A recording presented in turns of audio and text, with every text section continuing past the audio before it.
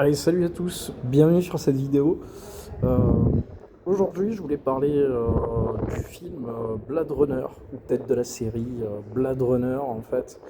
Euh, alors, je pense pas qu'on puisse parler d'un film au sens propre. Je pense que quand on parle de Blade Runner, on est obligé de parler du 1 et du 2 simultanément en fait. Parce que ben, c'est la même histoire, c'est le même univers, c'est la suite. Donc on ne peut pas parler de l'un sans l'autre en fait. Mais avant de parler des films, il faudrait peut-être aussi parler du livre. Du livre, c'est les ondes électriques ou un truc du genre, je ne me rappelle jamais. Mais moi personnellement, j'ai trouvé le livre très très très compliqué comparé au développement par exemple du film, je crois de 1982 de Ridley Scott, donc avec Harrison Ford comme star principale. Euh, le livre prend plus le temps de développer des trucs du quotidien, genre le fait que le héros essaye de disposer d'un véritable animal chez lui. Parce que les vrais animaux, je crois, n'existent plus, sauf pour la classe bourgeoise. Donc, le héros est un peu jaloux de son voisin. Et attention, spoiler, je crois qu'à la fin, il s'aperçoit qu'en fait, son voisin, ben, son animal, c'est pas un vrai animal non plus. Enfin, il y a plein de conneries comme ça. Mais à la fin de l'histoire, il était question de. Je crois d'une espèce de montagne à gravir par le héros principal et d'un monologue mais qui est incompréhensible. Après, il faudrait peut-être que je le relise maintenant que j'ai quasiment la quarantaine et que je vois peut-être les choses différemment. Mais je sais qu'à l'époque, le livre m'avait laissé une marbre. J'ai resté un peu con à me dire que je suis pas la saisir. Je sais pas Par contre, le premier film, la fin possède un monologue, mais extraordinaire, sur ce que c'est réellement d'avoir des sentiments, d'être humain, etc. Enfin, c'est à te faire exploser la tête. Et, euh, et je retiens énormément, parce que je pense à ça vis-à-vis du jeu vidéo, mais Rod Gower, je me rappelle jamais son nom correctement, le grand méchant de Blade Runner 1, il a prêté son visage et sa voix à un jeu vidéo que je recommande énormément qui s'appelle Observer et où il joue une espèce de, alors pas de Blade Runner mais un flic du futur qui doit en fait mener une enquête dans un monde mais ultra cyberpunk. Et le jeu visuellement est incroyable. L'histoire a des twists de fou. Euh, Enfin, il se passe tellement de choses, quoi. C'était dingue. Je crois qu'en fait, le mec mène des enquêtes. C'est un espèce de profiler, mais il rentre dans la tête des victimes qui sont déjà mortes. Et du coup, ils se branchent à leur cerveau. Enfin, il y avait tout un délire comme ça, si je me rappelle à peu près. Ça fait très très longtemps que je l'ai fait. Mais en tout cas, il faut absolument le faire. Observer, quoi. Et, euh, et donc, du coup, si on parle de Blade Runner, donc du premier film, cette espèce de néo-Tokyo très sombre, avec des enseignes lumineuses japonaises, avec des voitures de police qui volent. Enfin, j'avais lu que c'était tout un bordel au niveau de la production du film, parce que majoritairement le décor du plateau était sale du matin jusqu'au soir. Il y avait des déchets partout, c'était dégueulasse quoi. Enfin bref, c'était un carnage quoi. Et tout ça pour rendre vraiment l'ambiance du film vraiment crasseuse quoi. Et moi je sais qu'en tout cas j'ai préféré cette ambiance là. Je parle vraiment de l'ambiance du premier film à l'ambiance du deuxième film qui pour moi est différente. C'est vraiment différent quoi.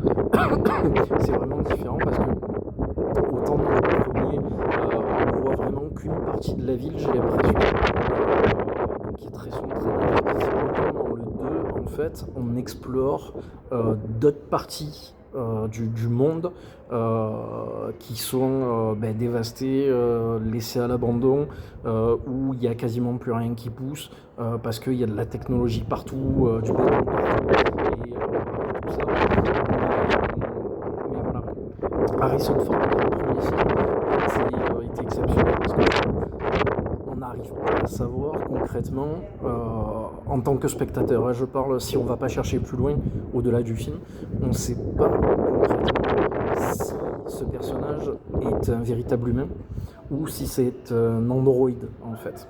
Et toute la question est là, du film, parce que le livre, la question est totalement différente, mais pour le film en tout cas, la question, elle est là, c'est de savoir si Harrison Ford est un androïde ou pas, et alors que lui, justement, il chasse les androïdes, quoi, qui se prennent pour des humains. Donc c'est à te faire exploser la cervelle, et je crois que ça a duré, mais pendant des années, le fait que tout le monde a cherché à savoir ce qui était vraiment, ce qui n'était pas vraiment, et je crois que c'est Ridley Scott qui a fini par lâcher le morceau en disant non, mais il se passe ça, et puis voilà.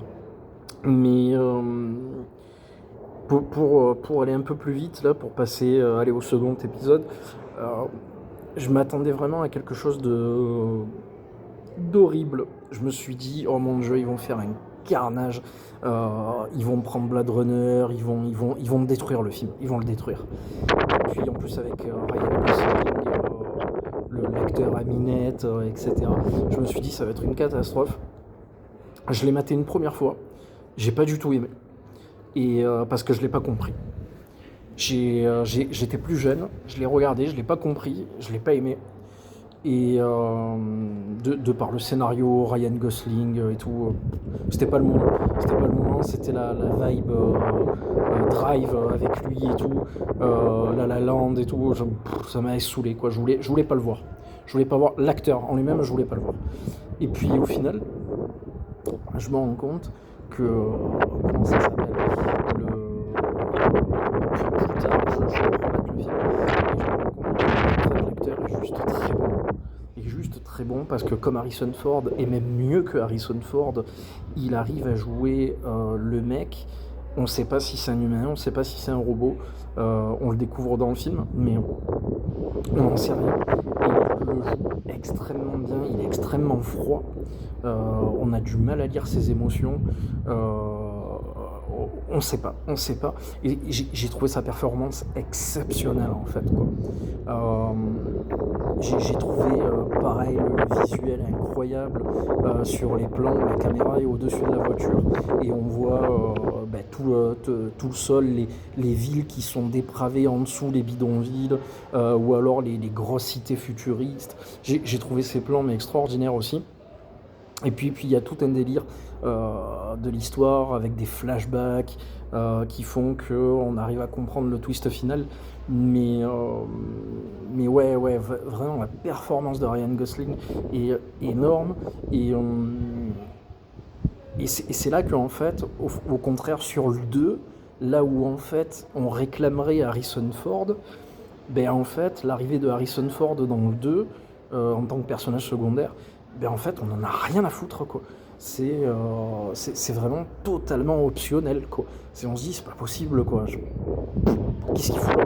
Je suis désolé. C'est comme voir Harrison Ford au final dans Star Wars, Star Wars 7 quoi.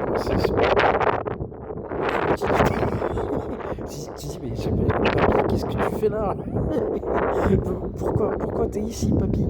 Mais là c'est la même chose, et Ryan Gosling se suffit à lui-même, et les acteurs présents dans le film se suffisent à eux-mêmes, et c'est ça qui est extraordinaire. L'introduction, elle est puissante, l'introduction du film, où il vient justement chasser un robot, un androïde, dans une baraque abandonnée quoi, et en fait il lutte contre l'androïde, mais quand tu cherches à comprendre la vie de l'androïde derrière, tu comprends que c'est pas juste un méchant androïde, mais Il y a tellement de plus, quoi.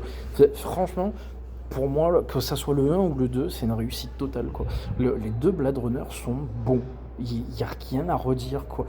Après, attention, je suis pas un puriste non plus de la licence, mais pour moi, les deux, il n'y a rien à redire, quoi. C'est juste de très bons films chacun, qui sont légèrement différents sur leurs environnements, leur dialogue et leur twist final, quoique, mais dans le fond, la conversation est la même. C'est de savoir si un androïde peut, entre guillemets, rêver, ressentir des choses et être quasiment un être humain,